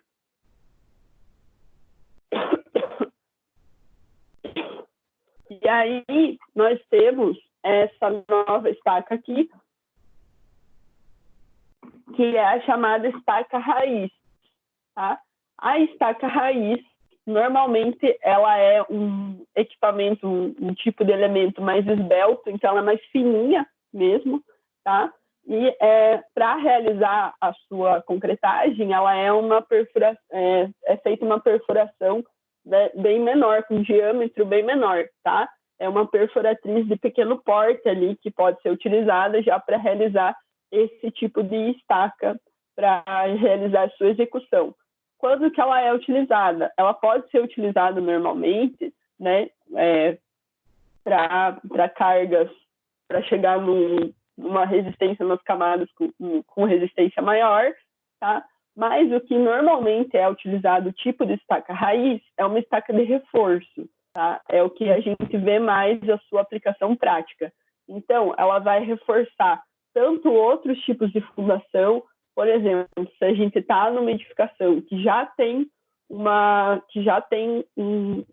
fundação montada e ali está começando a dar uma deformação muito excessiva, tá? Por exemplo, uma fundação rasa, e aí acabou dando uma deformação muito excessiva naquela região. E aí a gente precisa fazer um reforço de fundação para diminuir essa deformação e conseguir suprir as cargas da edificação, as cargas novas, né? Ou conseguir reduzir essa deformação que ainda continua ocorrendo. A estaca raiz vem como uma solução para isso.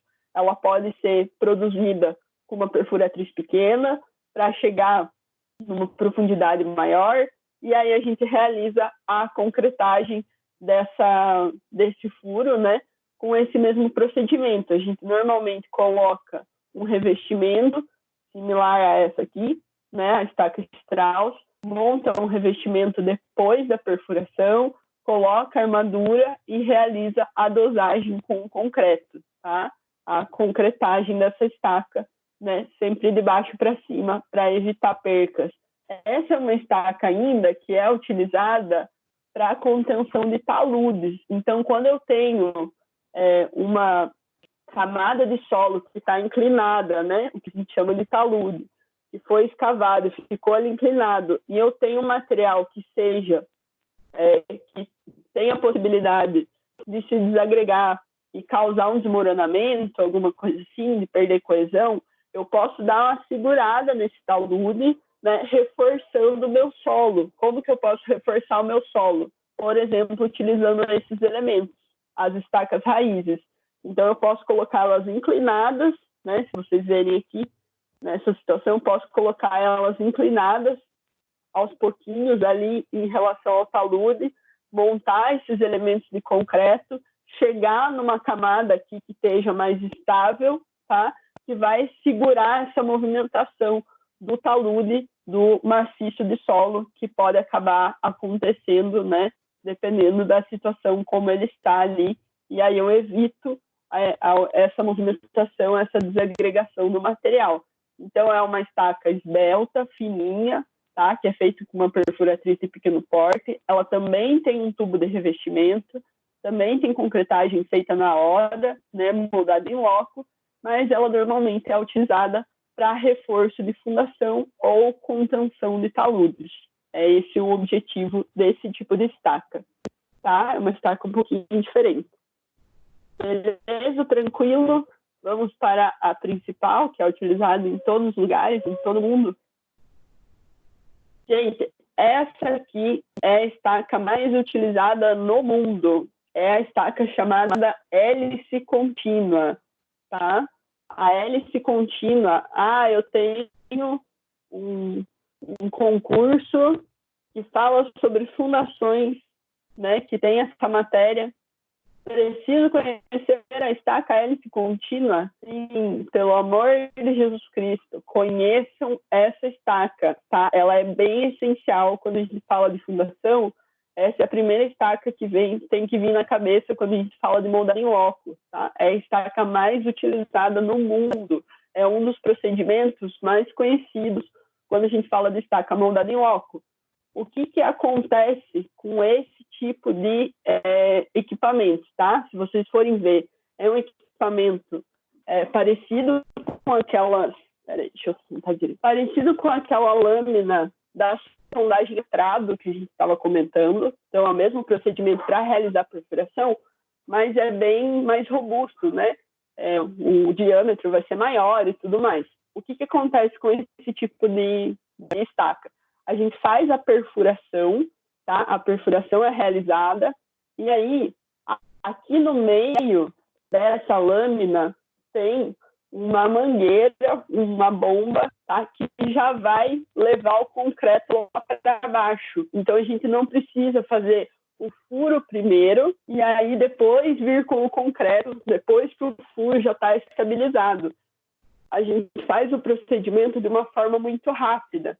Faz o furo, a hora que chegou na altura final, na extremidade final da estaca, eu já subo concretando, tá? Eu subo concretando de baixo para cima. Então, eu não dou tempo para as paredes externas acabarem com o meu furo, tá? Eu garanto que eu tenho a dosagem de baixo para cima, e aí eu reduzo a possibilidade de eu ter problemas e falhas na concretagem da estaca, tá? E aí, né, eu já subo com a minha estaca pronta. Então, é muito rápido de ser realizado em relação aos outros tipos de estaca, tá? E aí eu faço a concretagem, venho com material, um tipo de mistura de concreto fluido, que consiga passar pela bomba, que eu consiga adensar ele por completo para ele preencher todo o furo que está sendo formado. E aí, no final, eu venho com a armadura, coloco a armadura, fechou a minha estaca próxima, entendeu? Então, é muito rápido em relação aos outros equipamentos. E aí, acaba sendo realizado cada vez mais, porque eu trago esse equipamento ali, eu consigo produzir uma quantidade de estacas em pouco tempo em relação às outras, tá? Então, como vocês devem imaginar, é um material que é alugado, né? O equipamento que é alugado, o equipamento de hélice contínua, quanto menos tempo eu levar para utilizá-lo, menos tempo eu pago de aluguel. Então, eu utilizo ele de uma maneira super rápida e consigo aumentar a minha produção de fundação ali bem de uma maneira bem rápida, né? Bem fácil. E aí, por isso que esse equipamento é bem utilizado e essa estaca é a mais utilizada no mundo, a mais realizada, a mais montada, tá? Nós temos alguns tipos de estacas novos que estão sendo produzidos, que são parecidos com a hélice contínua. A estaca ômega é nova, ela vem com outro tipo de equipamento para fazer a perfuração, tá? Uma ponteira, alguma coisa nesse sentido. E aí o bombeamento é da mesma forma, de baixo para cima, mas essa ainda é a mais conhecida, né? A mais utilizada ainda, porque a gente já conhece aqui nacionalmente, né? Fica mais fácil de realizar do que um equipamento novo, que não é todo lugar que tem. Alguém já viu fazendo essa estaca? Já conhecia? Falou, ó, é super legal, já operei? Não, operei o equipamento.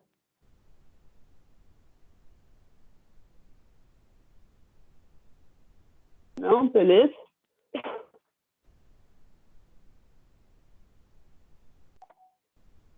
Ah, essa você já viu. Essa é uma estaca mais comum mesmo de ser feita.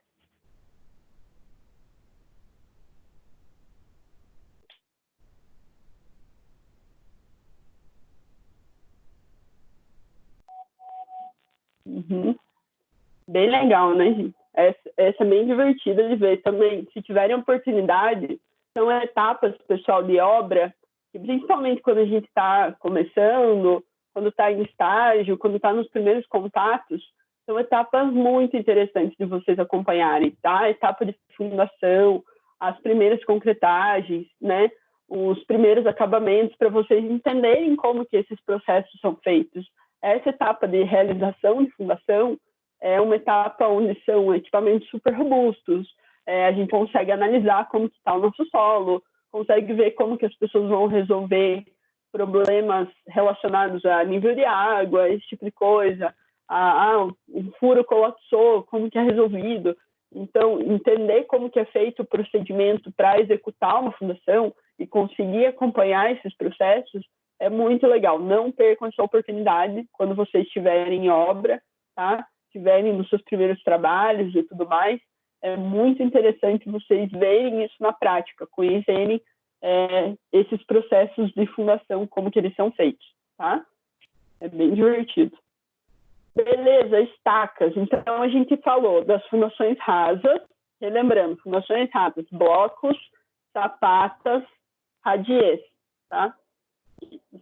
Isso. Blocos, sapatas, radiês. Agora, nas profundas, a gente falou das estacas pré-fabricadas e falou das estacas moldadas em loco. O que está faltando? Tubulão. Então, vamos fechar com os tubulões, tá? É o que a gente vai comentar para finalizar hoje. Nos tubulões, nós vamos ter o tubulão a céu aberto e o tubulão de ar comprimido, tá? O tubulão a céu aberto, ele é produzido também com uma perfuratriz helicoidal, monta o furo. A diferença do tubulão é que ele vai ter o quê? Uma base alargada. Se vocês lembrarem lá, é através da base que o tubulão passa as cargas para o solo. Ele é uma fundação do tipo direta. Ele é profundo, mas ele é direto, tá? E aí, como que é feito o alargamento dessa base? Manualmente, tá? Sim, desce uma pessoa lá embaixo e vai fazer o alargamento dessa base, vai garantir que esse alargamento está feito da maneira correta e essas paredes vão ficar estáveis na hora que a gente fizer a concretagem. Aí sai a pessoa lá de baixo, sim, é um negócio louco. Sai a pessoa lá de baixo, coloca a armadura e aí sim realiza a concretagem. Então tem que descer um funcionário, tá? Como nas imagens aqui, e ele vai fazer o alargamento de maneira manual, tá? Vai escavar lá embaixo, fazer esse alargamento, e às vezes desce engenheiro para conferir o alargamento, né? Aí você fala, professora, por que você nunca foi trabalhar em fundações profundas? Por isso, tá? Porque eu tenho medo. Eu falo, não desço nesses negócios, não, né? Vamos entrar na área acadêmica aí, vamos fazer outra coisa, porque não dá. É muito assustador, é um trabalho bem insalubre, né, pessoal? Imagina você descer nessa situação. Calma, vai piorar, porque a gente fala do tubulão de ar comprimido daqui a pouco, né? Que esse é ainda mais tenso.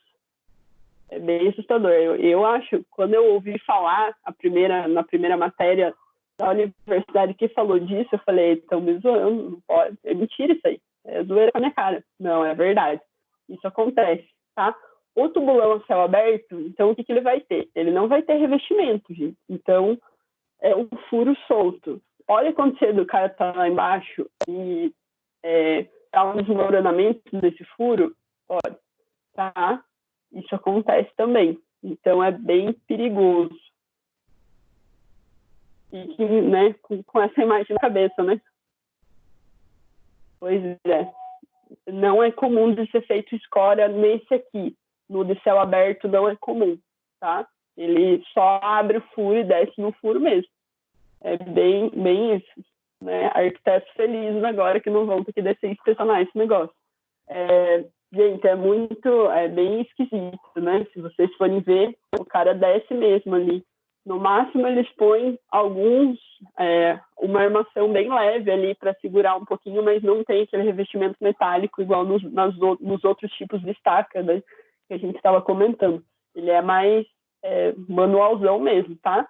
E, obviamente, esse tipo de tubulão não é feito quando a gente tem água nessas profundidades. A água tem que estar lá embaixo para jamais poder entrar nesse furo, né? E daí é feito, coloca a armadura e vem a concretagem lá de baixo para cima, subindo, e aí fica formado o nosso tubulão.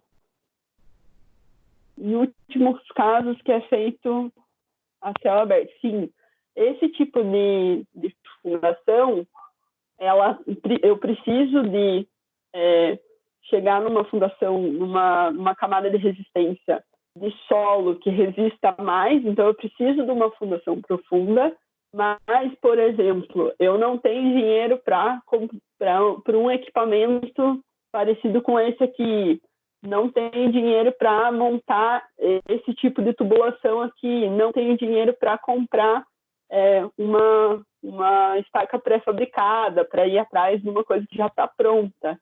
Isso aqui é mais manual, tá? Então, entra na escolha do projetista. Pode acabar utilizando o tubulão em si. O a céu aberto, ele vai para obras de menor porte, né? Quando a gente precisa atingir profundidades maiores, mas que não sejam cargas tão grandes, tá?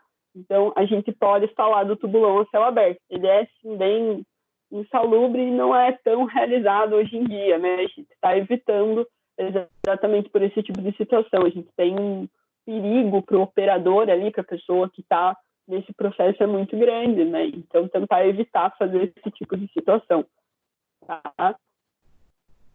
Então, estamos tentando evitar. Ainda tem um local que faz, mas para cargas menores, né?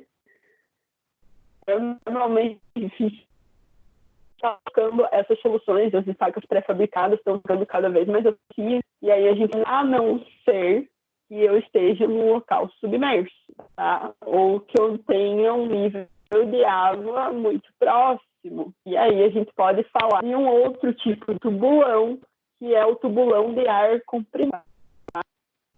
No tubulão de ar comprimido, a gente tem a perfuração desse tubo, e aí monta-se uma câmara na parte superior do tubo, tá? Essa câmara vai pressurizar esse furo para deixar ali livre de água. Então, aqui a gente trabalha com níveis de água que estão próximos da superfície ou em situações submersas, fontes, por exemplo, tá? Portos, por exemplo, que a gente precisa chegar em camadas mais resistentes, porque a carga do empreendimento, do sendo construído, é alta. Então, quando a gente fala de pontes, a gente tem uma estrutura muito robusta, tá? Quando a gente fala, por exemplo, de barragens, a gente tem uma estrutura muito robusta. Mas eu tenho o quê? Água. Eu tenho muita água. Eu tenho impossibilidade de fazer outros tipos de procedimentos para conseguir estacas maiores, mais robustas e tudo mais. O que eles fazem aí? Monta o furo, pressuriza esse furo para que lá dentro fique ar e não água, para que não tenha contato. Aí a gente vai ter, sim, um revestimento metálico, né, que vai ficar em volta segurando esse furo, porque a gente tem água em volta. E aí, através dessa câmara de pressurização, entra o funcionário, coloca um equipamento, como se fosse de mergulhador, desce lá embaixo e faz o alargamento. Tá? O alargamento é realizado nas camadas de solo mais profundas, e aí para que a gente consiga fazer essa dosagem, né, essa concretagem depois. Então, prepara-se a camada, pressuriza tudo, aí aquela parte de baixo ele vai e termina de alargar. Bem mais seguro, mas eu tenho medo, vai que entra água no negócio, né? E aí o que acontece? Como o cara desce com equipamento, tá, de pressurização, essa pressurização mexe, né, com a pressão do corpo. Então, é um trabalho, como é um trabalho manual, o cara cansa muito mais rápido. Então, ele desce lá embaixo, alarga um pouquinho, sobe, porque ele precisa tirar a pressão do corpo para que não, né, isso não afete a saúde dele de maneira permanente. Aí desce outro, né? Ou ele descansa por um tempo e daí desce de novo. Então, é um procedimento que leva mais tempo do que o tubulão de céu aberto, que não precisaria dessa pressão, né? Então, ele acaba sendo o quê? Muito caro, tá? E ele só é feito quando realmente eu tenho necessidade, quando eu tenho cargas muito grandes e eu não posso trabalhar com outro tipo de fundação.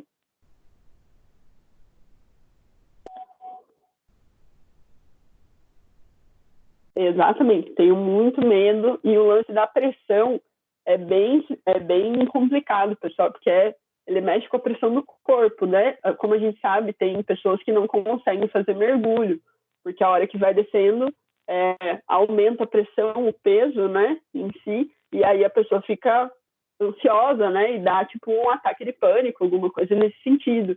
Então, é um trabalho que a pessoa tem que ser muito calma, ela tem que respirar de maneira espaçada quando ela está descendo, leva um tempo para descer ela, leva um tempo para subir, porque se subir muito rápido, essa pressão pode dar problema na pressão do corpo, causar alguma coisa no cérebro, alguma coisa assim. Então, é um trabalho bem que tem que cuidar muito da saúde do funcionário, tá?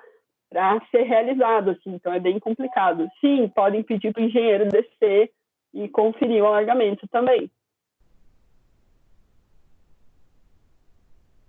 Verdade. Seria mais fácil o resgate, mas ainda tenho medo, né?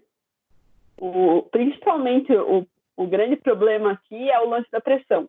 Pressão no corpo ali pode causar problemas se a pessoa se esforçar demais lá embaixo, né? O cansaço do corpo fica muito alto e pode sim dar falta de ar e tudo mais. E esse processo de subir e descer tem que ser feito com muito cuidado, tá? E aí, normalmente, são feitos nessas situações mais robustas, de portos e pontes, né? É feito o tubulão, tá? Beleza, meu povo?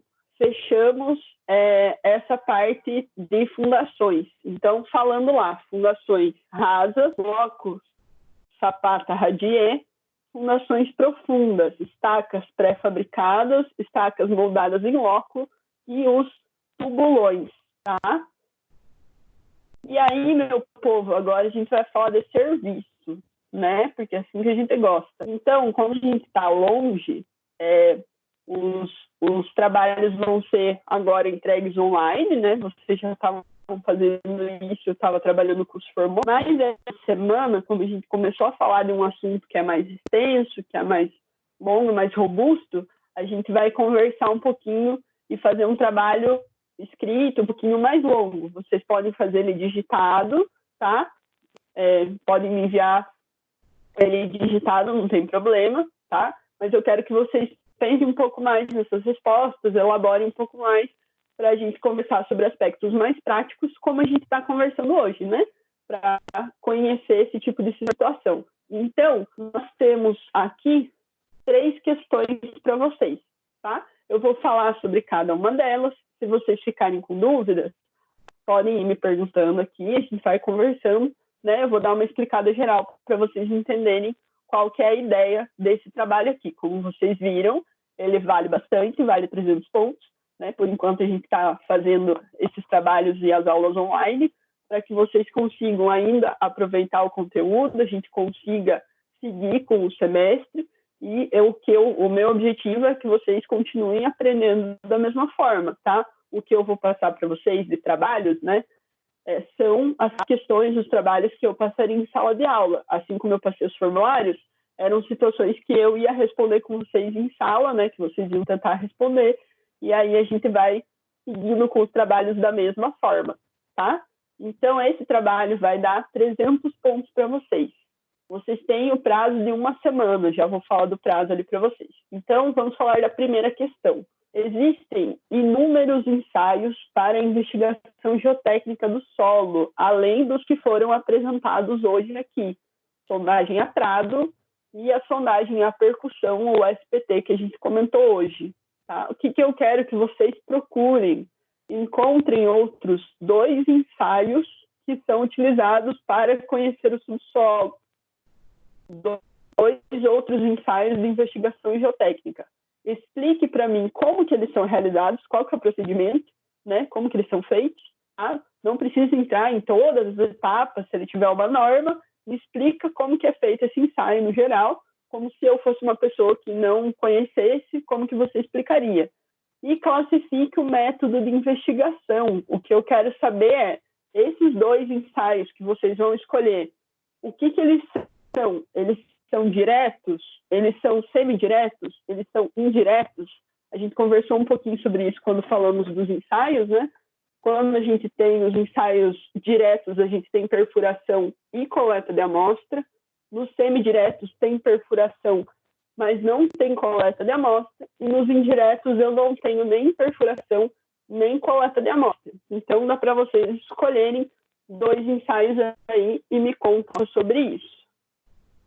Segunda questão, você foi contratado para analisar a situação de uma residência e chegando na obra deparou-se com a foto que está aqui embaixo, tá? Qual é o seu diagnóstico sobre como ocorreu essa fissuração tão evidente? O que aconteceu com essa casa que deu esse pequeno problema que estamos observando? O que deveria ter sido feito para evitar essa situação? Então, dentro do que a gente conversou hoje, de deformação de solo, de investigação geotécnica, de escolha de fundação, o que vocês acham que pode ter dado errado em relação a isso e que pode ter causado essa situação nessa casa, tá? E aí, por fim, nós vamos falar da parte 3. Pessoal, me dá um minutinho só, eu já volto, só vou pegar uma água ali. Só um segundo, que a minha garganta está me matando.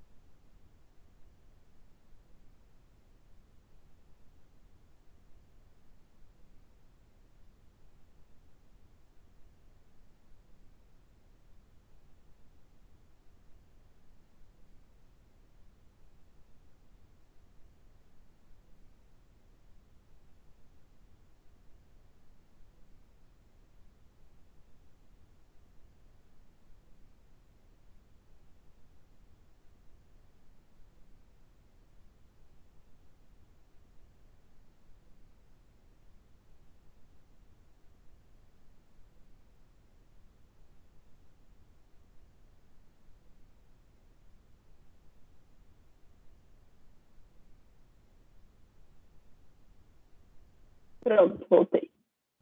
E chega sexta-feira, o negócio tá seco. E aí nós temos a questão 3, tá? Que vocês vão realizar. Então, você está realizando o estudo para o projeto de fundações de um shopping a ser construído na cidade de Castro no próximo ano. Que chique, meu Deus do céu. Sabendo pela investigação geotécnica que o solo começa a apresentar resistência compatível ao projeto a partir de 6 metros, então a partir de 6 metros que a gente vai ter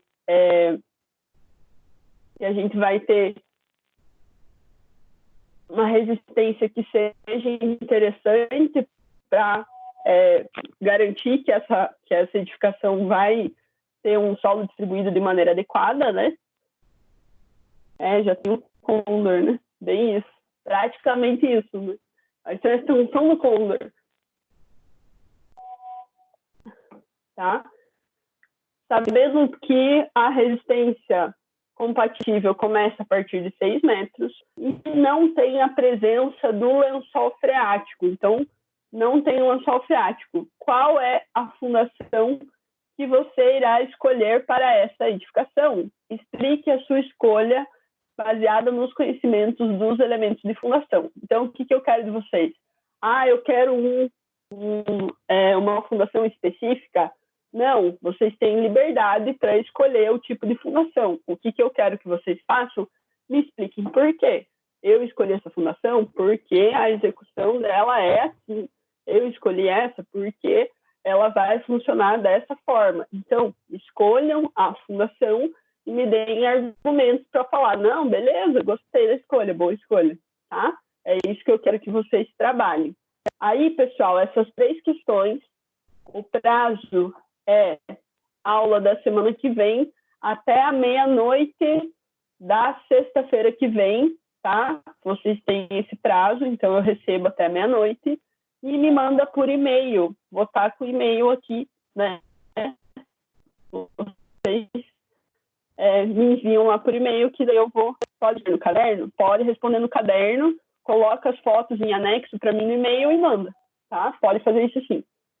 Se vocês responderem no próprio caderno, tira a foto, coloca no e-mail e manda, sem problema nenhum. Beleza? Pessoal, 300 pontos de trabalho para vocês pensarem um pouco mais nesses aspectos de fundação, né? Para a gente discutir mais sobre isso. E aí a gente fecha essa parte para os elementos estruturais. O que eu quero perguntar para vocês é, se ficou alguma dúvida, alguma situação que vocês querem conversar, tirar dúvidas e tudo mais, desabafar, chorar, né? Gente, em relação aos trabalhos, a gente vai continuar com esse mesmo processo. Eu estou postando aos poucos, estou com muito trabalho acumulado, tranquilo? Beleza, estou com um trabalho acumulado, mas eu estou tentando postar o que eu já tenho que vocês fizeram, tá? Eu agradeço muito a participação de vocês, tá? De vocês estarem aqui cedo, né? Eu sei que não é fácil, que vocês têm família, né? E quando a gente está em casa é difícil de continuar no mesmo ritmo. A gente vai tentar continuar da mesma forma por enquanto. Espero que presencialmente a gente volte logo, que a gente consiga ter esse contato presencial de novo o quanto antes, tá? O que vocês precisarem, tirar dúvida e tudo mais, a gente vai conversando. Podem mandar lá no grupo, podem mandar por fora. Eu tento responder assim que possível. Às vezes eu não consigo responder na hora, tá? Fim de semana, não respondo. Finge que o meu celular não existe no fim de semana para dar uma relaxada, faço o mesmo, tá? A gente precisa dos dias. A prova foi as primeiras provas, né, que seriam logo, elas foram adiadas, tá? A hora que voltar ao presencial, aí eles vão resolver como que a gente refaz essas provas. Por enquanto, a gente só sabe que foi adiado, tá? E aí eu vou avisando vocês em relação a isso, beleza? Beleza. Então, pessoal, por hoje era isso que a gente tinha para conversar. Eu espero que a aula tenha sido produtiva para vocês. Se alguém tiver mais algum ponto, manda para mim. o que vocês tiverem, acho que seria melhor se a gente fizesse dessa forma e tudo mais, tem alguma ideia, manda para mim, tá? A gente vai continuar nessa mesma plataforma por enquanto, beleza? E aí a aula que vem o link é o mesmo, daí eu vou remandando para a gente conseguir fazer essa conexão, tá? Obrigadão aí de participarem, né? Tivemos uma boa participação aí, ó, 16 alunos, nós somos 17, tá ótimo, tá? E aí vamos conversando na sequência, beleza? Bom fim de semana para vocês, descansem, gente, relaxem, tá? Fiquem com as suas famílias, fiquem em casa o máximo que vocês puderem, fiquem bem, fiquem seguros. Obrigado a vocês, gente. Vão, assim, o lance é a gente continuar junto, unidos, que a gente vai vencendo esses problemas aí aos pouquinhos, né?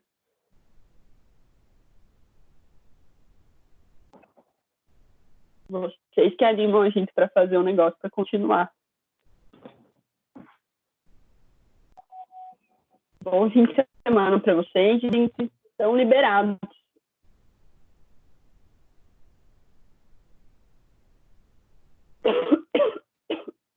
Eita.